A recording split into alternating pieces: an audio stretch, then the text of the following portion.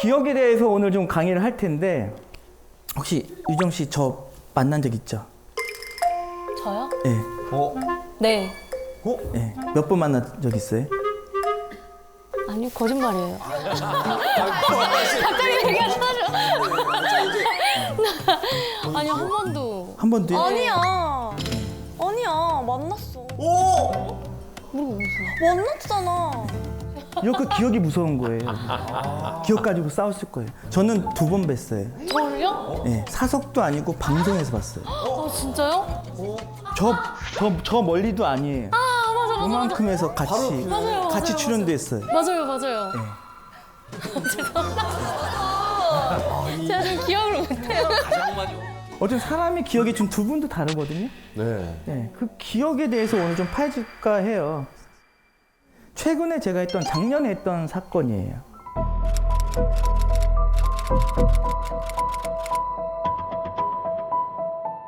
구치소에 있는 한 의뢰인이 변호사를 통해서 저한테 연락을 했어요. 나는 범행을 저지르지 않았는데 억울하게 감옥에 있다. 그래서 그 사람이 진범인지 아닌지를 좀 판단을 해달라고 했고, 현장 가기 시도에 찍힌 건데, 가게에 들어가서 담배를 한 수십만 원치 훔쳐서 가져온 거예요. 담배 수십만 원치를. 그 마스크를 저렇게 쓰고 있어요. 그래서 저 사람이 실제 이제 구치소에 있는 사람하고 비교를 했을 때 같은 사람인지. 이 사람은 지금 6개월째 살고 있어요. 아닌 것 같은데. 이렇게 봐서는 모르지 않습니까?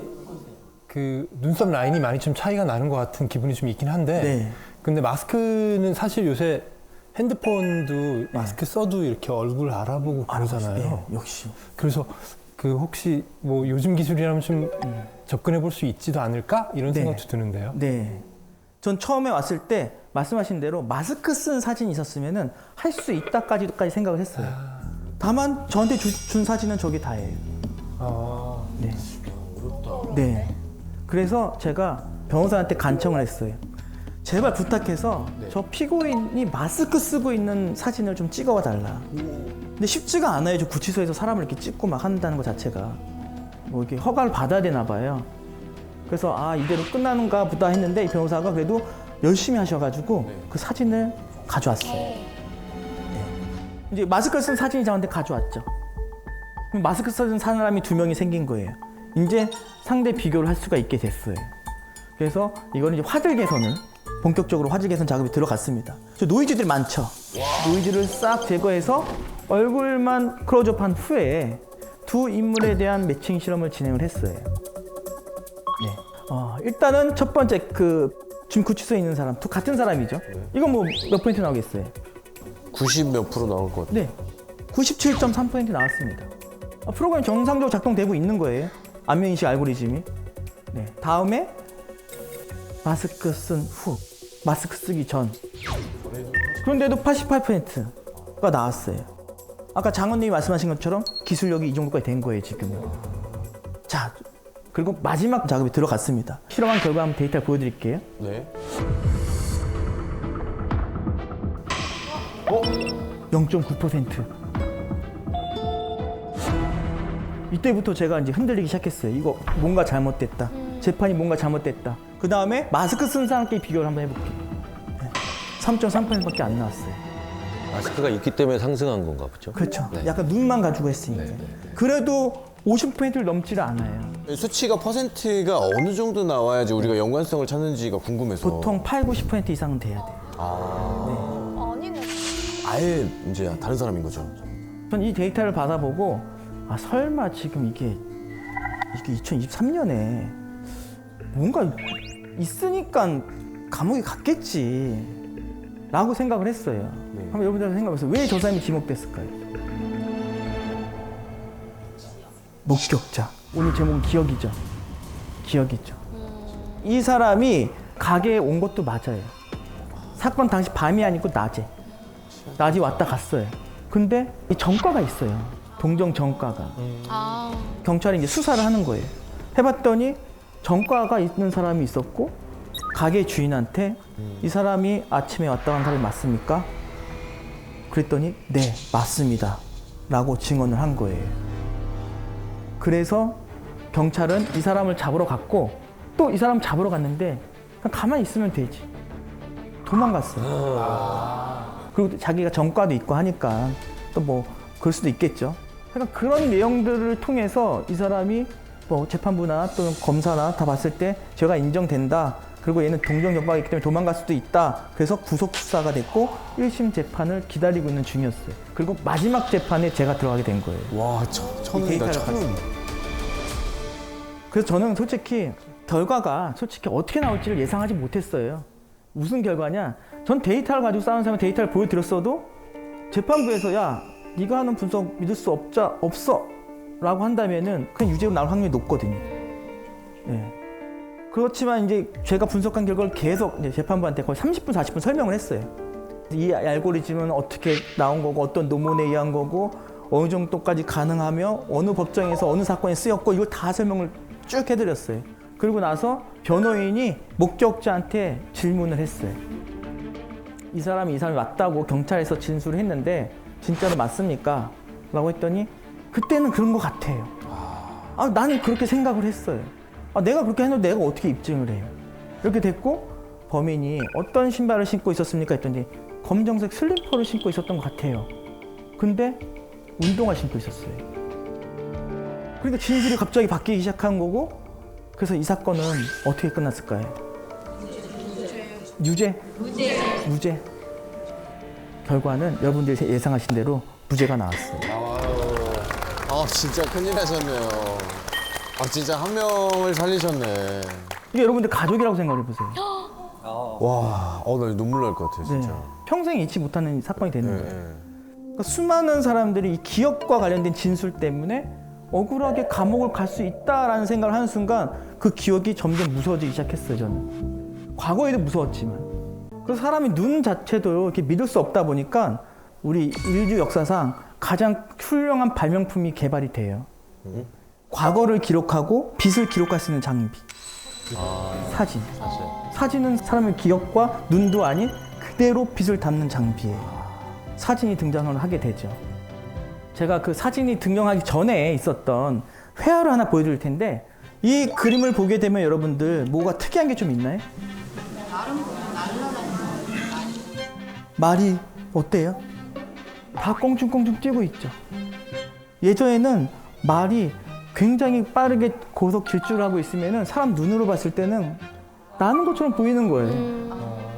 그러니까 사람들이 그림을 그릴 때도 저런 그림밖에 그릴 수밖에 없었던 거예요. 근데 시간이 지나서 사진이 발명되고 에드워드 머리 리치가 움직이는 마이라고 해서 총 12장의 연속 사진을 찍게 돼요. 이게 최초의 동영상이라고 보시면 돼요. 예. 여기 보시면 어때요, 말이? 네 발을 딛고 뛰어요. 실제로는 두 발 껑충 뛰는 게 아니고. 신기하죠? 근데 지금은 이제 뭐 초고속 카메라도 나오고 뭐 더 고해상도 카메라 나오니까 총알까지도 다 찍어내죠. 뭐 번개 치는 것까지도 찍어나고. 여기 계신 분들 사진 많이 찍죠? 네. 제가 볼 때는 뭐 저는 사진만 지금 찍어놓은 거에도 한 수만 장이 되는 것 같은데 여러분 사진을 찍으면은 유정 씨도 사진 찍잖아요. 네. 그냥 찍고 딱 저장만 하는 거 아니죠? 수정하죠.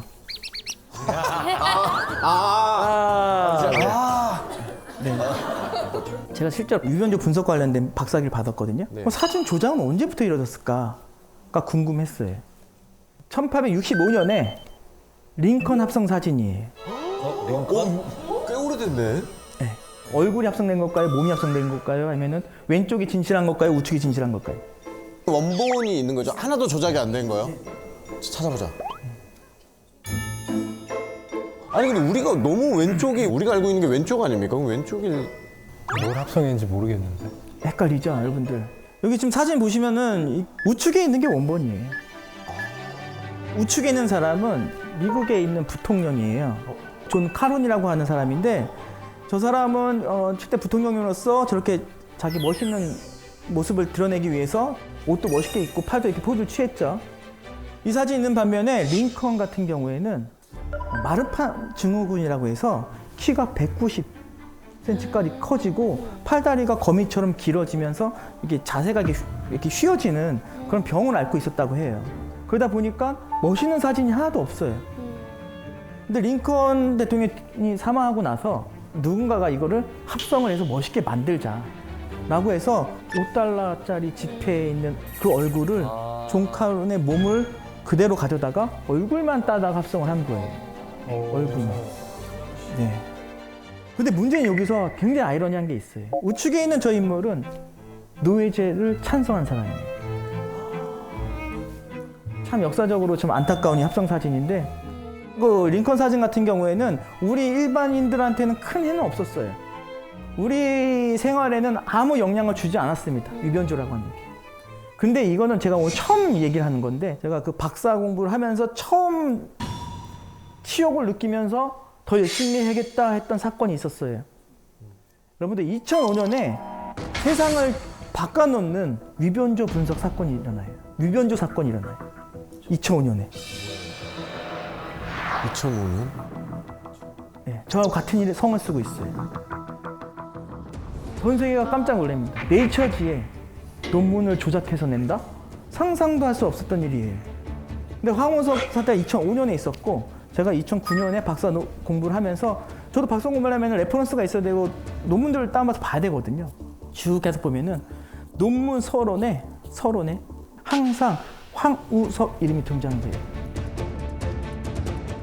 이 연구가 시작된 계기는 사우스 코리아에 있는 황우석 교수가 논문을 조작했기 때문이다라고 해서, 이 사람이 헨리 파리드라고 하는 미국에서 이 위변조 분석 쪽으로 굉장히 유명한 사람이에요.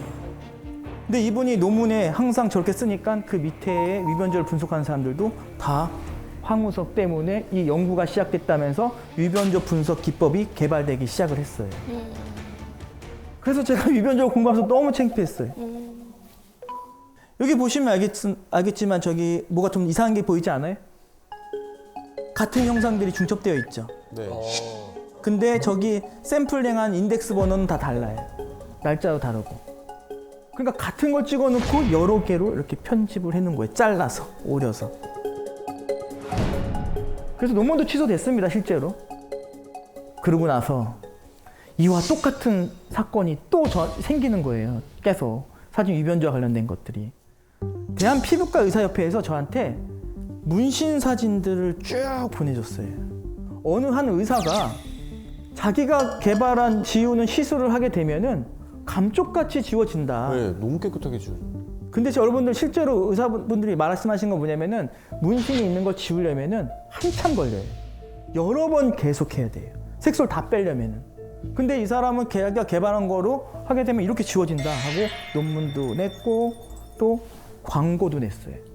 이 의사협회에서는 야 이거 좀 이상하다. 설마 하고선 저한테 이 사진들 다 보내줘서 위변조 됐는지를 봐달라고 했어요. 위변조 된 것 같아요?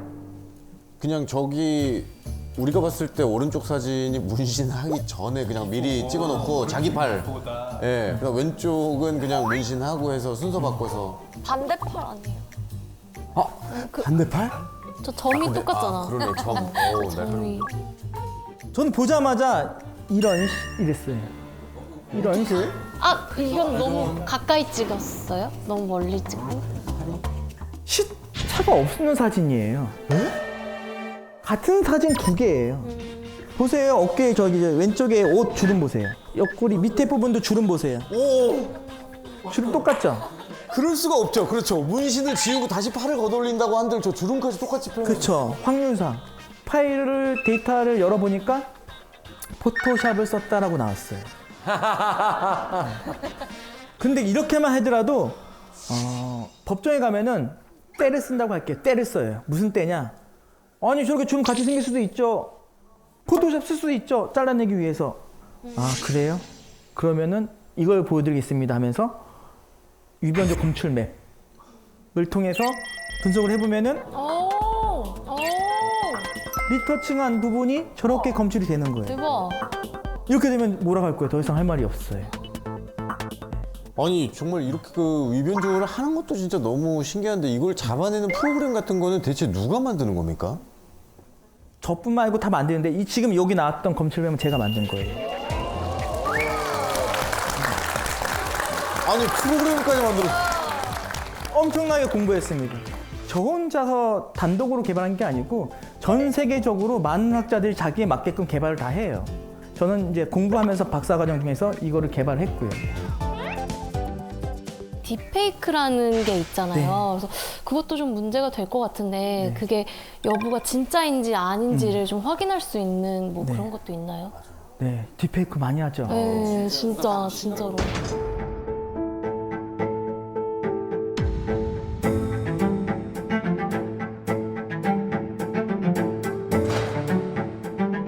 성범죄에도 이용이 되고요. 네. 특정 인물을 막 혐오하기 위해서 만들기도 하고요. 실제로 답을 드리면요, 100% 못해요. 100% 위변조인지 판단할 수 없습니다. 모든 학문에는 창과 방패가 있는데요. 뭔가 공격해오면 그걸 방어할 수 있는 연구들이 개발이 되잖아요. 바이러스가 나오면 백신을 개발하듯이 지금 시점에는 딥페이크가 나온 지가 얼마 되지 않았어요. 지금 그래서 수많은 학자들이 연구를 계속 하고 있거든요. 검출할 수 있는 알고리즘들을. 근데 그걸가 나오기 전까지는 해결할 수가 없어요. 그래서 저는 이렇게 얘기해요. 그래서 인터넷에 있는 사진들, 뭐 블로그에 있는 사진들, 인스타그램에 있는 사진들 다 믿지 말아라. 다 조작이 가능하다. 심지어는 인공지능이 막 합성하잖아요. 지금은 얼굴을 딴다든지 몸매를 줄인다든지 했는데 이제 인공지능은 아예 없는 세상을 새로 만들어버려요. 그런 시대가 왔기 때문에 최초의 빛을 기록하는 이 장비가 진실을 왜곡하는 장비가 돼버린 거예요. 그러다 보니까 어떻게 될까요? 기록과 기억하고 싸워야 되는데 기록이 점점 신뢰도를 잃기 시작하는 거예요. 그러면서 사람들 기억이 더 우위에 서기 시작하는 거죠. 굉장히 무서워지기 시작하죠.